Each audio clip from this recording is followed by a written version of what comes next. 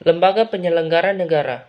Undang-Undang Republik Indonesia Nomor 28 Tahun 1999 tentang penyelenggara negara yang bersih dan bebas dari korupsi, kolusi, dan nepotisme menyatakan bahwa penyelenggara negara adalah pejabat negara yang menjalankan fungsi eksekutif, legislatif, dan yudikatif, dan pejabat lain yang fungsi dan tugas pokoknya berkaitan dengan penyelenggara negara sesuai dengan ketentuan peraturan perundang-undangan yang berlaku.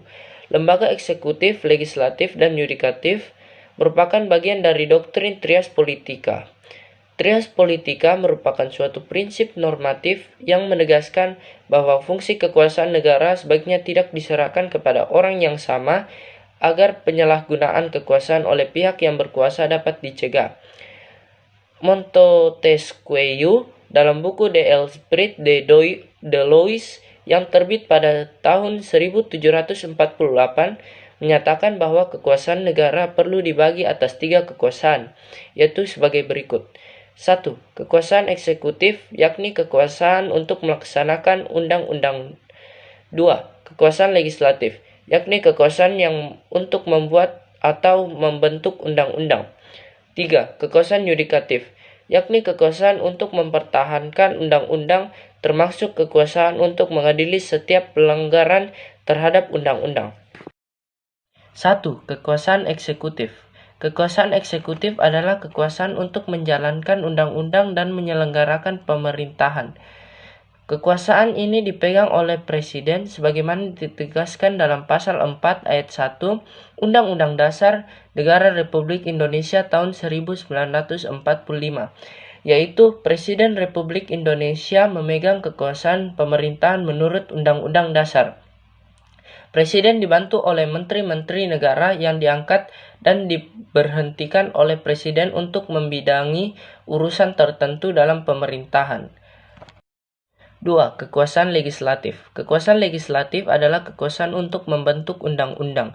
Kekuasaan ini dipegang oleh Majelis Permusyawaratan Rakyat atau MPR, Dewan Perwakilan Rakyat atau DPR, dan Dewan Perwakilan Daerah atau DPD. Menurut Undang-Undang Dasar tahun 1945, MPR mengenai kewenangan ketiga lembaga ini tercantum dalam pasal-pasal Undang-Undang Dasar Negara Republik Indonesia tahun 1945. A. Pasal 3 ayat 1 menyatakan Majelis Permusyawaratan Rakyat berwenang mengubah dan menetapkan Undang-Undang Dasar. B. Pasal 20 ayat 1 menyatakan Dewan Perwakilan Rakyat memegang kekuasaan membentuk undang-undang. C. Pasal 22D ayat 2 menyatakan Dewan Perwakilan Daerah ikut membahas rancangan undang-undang yang berkaitan dengan otonomi daerah, hubungan pusat dan daerah, pembentukan pemekaran dan penggabungan daerah, pengolahan sumber daya alam dan sumber daya ekonomi lainnya. Kekuasaan yudikatif. Kekuasaan yudikatif atau kekuasaan kehakiman adalah kekuasaan untuk menyelenggarakan peradilan guna menegakkan hukum dan keadilan.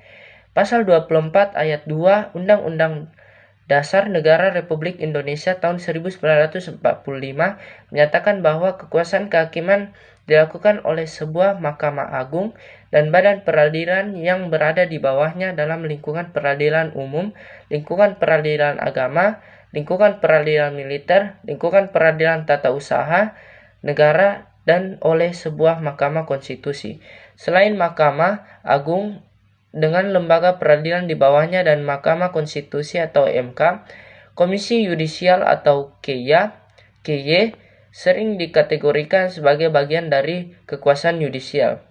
Wewenang KY sebagaimana diatur pasal 24B ayat 1 Undang-Undang Dasar Negara Republik Indonesia tahun 1945 adalah mengusulkan pengangkatan Hakim Agung dan wewenang lain dalam rangka menjaga dan menegakkan kehormatan, kelurahan martabat, serta perilaku hakim. Jika kekuasaan politik di Indonesia dikaji secara lebih mendalam, akan ditemukan alat kelengkapan negara yang lain di luar ketiga lembaga yang disebutkan di atas.